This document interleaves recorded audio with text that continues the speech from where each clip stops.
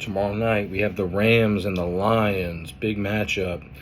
Stafford is one of my favorite quarterbacks of all time, really because of what he did in that Browns game in Week 11 in 2009.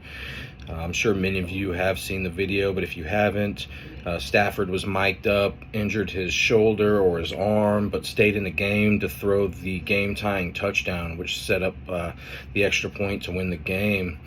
Back when he played with the Lions, I still get goosebumps thinking about that game. But just because he's one of my favorite quarterbacks of all time doesn't mean we will be going with or against him tomorrow. Obviously, he'll be going up against his former team tomorrow night. Stafford is 1-0 in the regular season against the Lions and 0-1 against them in the postseason.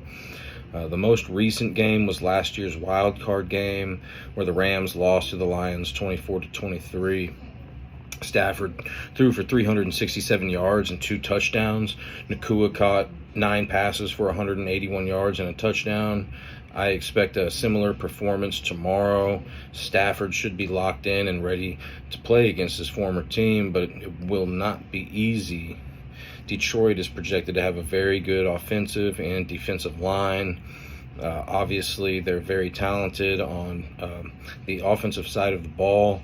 And the Rams are now without Aaron Donald, which is key. In that wild card game, Montgomery and Gibbs, running backs for the Lions, both scored rushing touchdowns. And then, as we all know, both receiving corps for both teams are good. But it'll be interesting to see if the Rams can get a rushing attack with Williams and Corum. Also, it'll be interesting to see how much of an immediate impact Corum will make or will not make in this matchup. The Rams allowed tight ends to score a lot of fantasy points last year, and Goff targeted Laporta, the tight end for Detroit, a ton last season.